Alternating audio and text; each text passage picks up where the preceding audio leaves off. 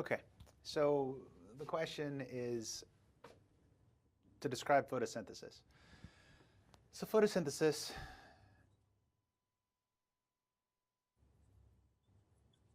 is the process by which atmospheric CO2 and water from the soil are combined to make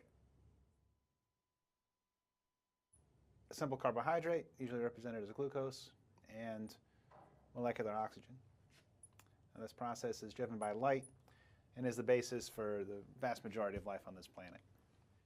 So this can be broken down into two broad classes of reactions. First is the light reaction.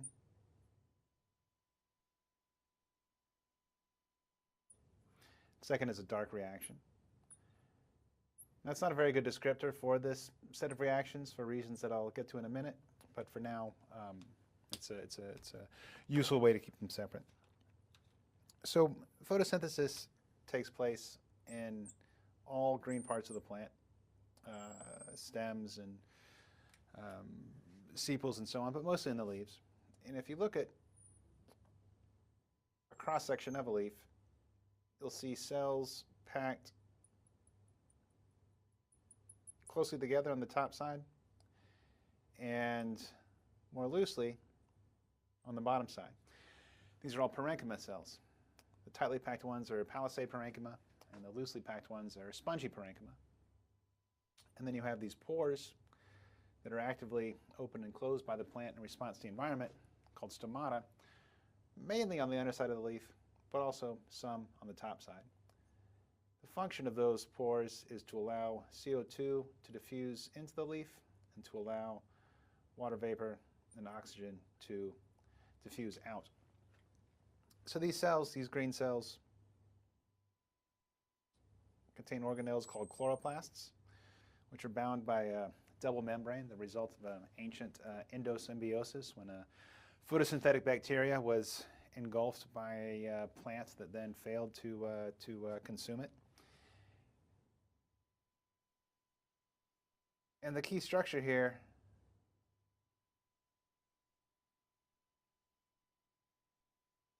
are these stacks called grana, which are bound by a thylakoid membrane. They're kind of like stacks of pancakes that are connected by bridges that are also made of pancakes. And the lumen of the cell is called the stroma, and then the thylakoid membrane binds the grana. So the first part of the reaction, the light reaction, takes place on the surface of the thylakoid membrane. And that membrane is a lipid bilayer.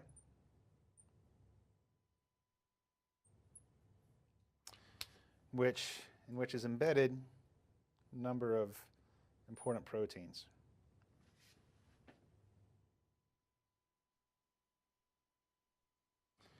I will describe approximately 5 of them in detail.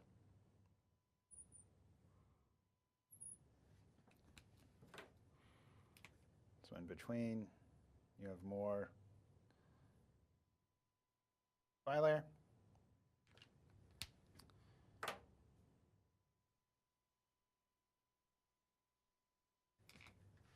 This side is the stroma, and this is the thylakoid interior.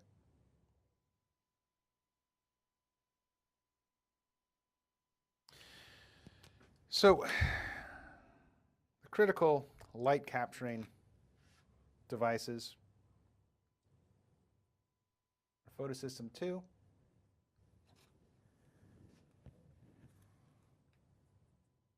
and photosystem 1. Photosystem 1 was discovered first, photosystem 2 was discovered second, but in time, photosystem 2 takes place first. Photosystem 2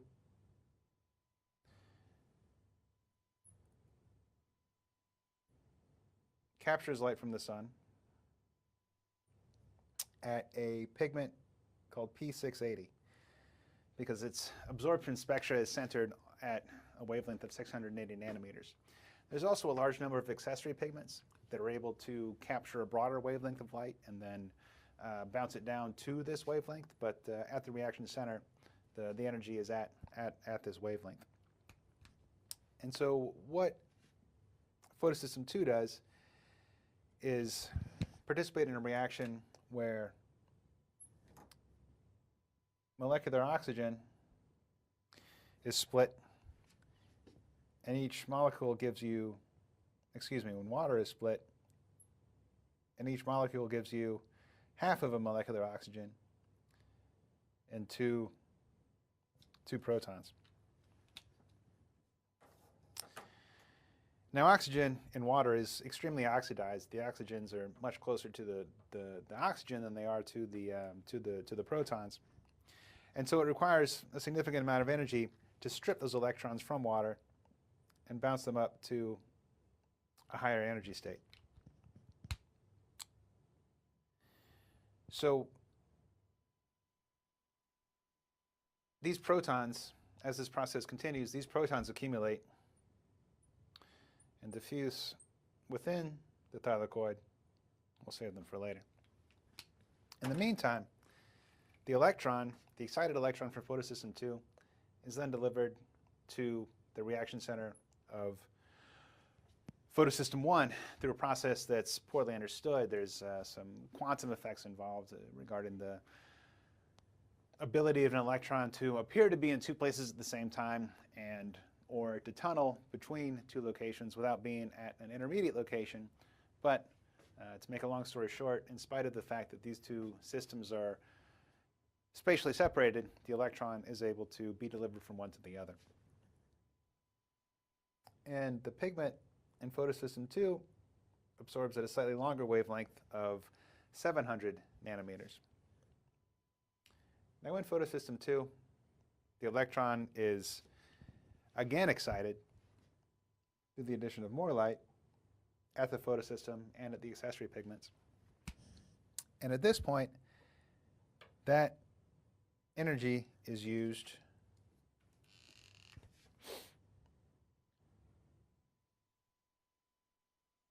to increase the concentration of NADPH via reduction of NADP. So this is one of the key outputs of this part of the cycle. Meanwhile, this accumulation of protons is then able to participate in the synthesis of ATP from